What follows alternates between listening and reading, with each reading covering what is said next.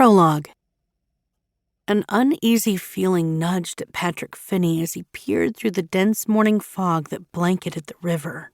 The current seemed unusually swift as he struggled to control his small fishing boat, rowing the oars with a steady, practiced rhythm. Maybe it wasn't the river that had changed. Maybe it was him. He just wasn't as strong as he once had been. Perhaps he shouldn't be out on the river at all. His shoulder muscles groaned and his chest felt tight. He marveled at how the years had managed to slip by so fast, and how he'd gotten so old so quickly. He used to love coming out to the Leoma River at dawn, never allowing himself to miss a Sunday morning sunrise. He craved the peaceful hours spent on the water, even in the dead of winter with the frigid Minnesota wind lashing his cheeks. He embraced the icy air.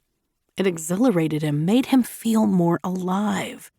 The colder the better, he'd tell his boys. However, the passage of time had not been kind.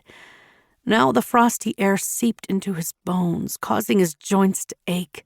And this morning, it seemed that each row of the oars threatened to sap his strength.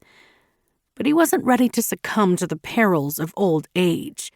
Not yet.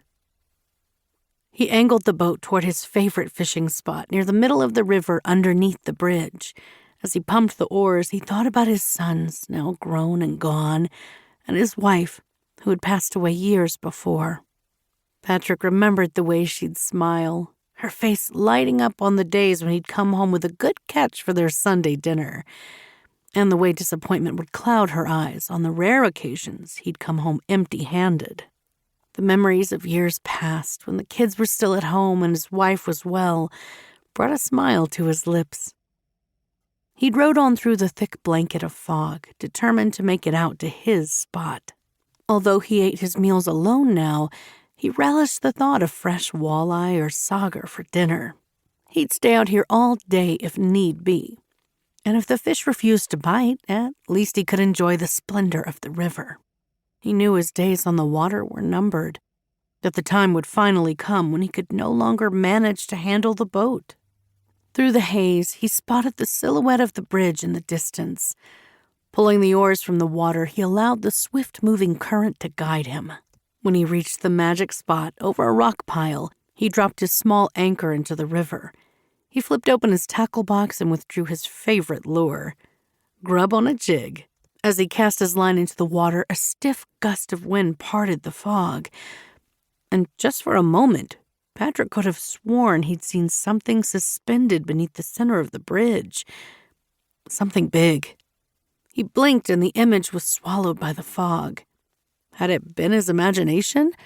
The icy river playing tricks with his vision. He slowly reeled in his line, hoping for a nibble, but at the same time wondering what he could have seen. With no bite, he stowed his fishing pole in the boat, pulled up his anchor, and once again grabbed the oars. A strange feeling rippled through him, a sensation he'd only felt one other occasion in his life, the night his wife had died. He had to find out what he'd seen. Patrick's pulse quickened as he rowed toward the center of the bridge. He could see the structure stretching out above the bank of fog, but below the bridge next to the water, the visibility ended at only a few feet. Nearing the location where he thought he'd spotted the image, he reversed the motion of the oars, fighting against the current. He squinted into the gloom. He couldn't make out anything past the end of his fishing boat, the silence broken only by the rushing sounds of the river. But there was something out there. He knew it in his gut. He sat rigid, waiting, peering at the haze as the current carried him farther beneath the belly of the bridge.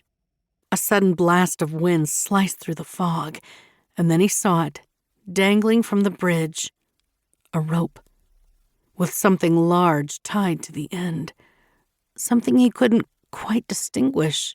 Although he didn't understand why, panic ignited in Patrick's chest. His flight instinct warned him to get to the shore now.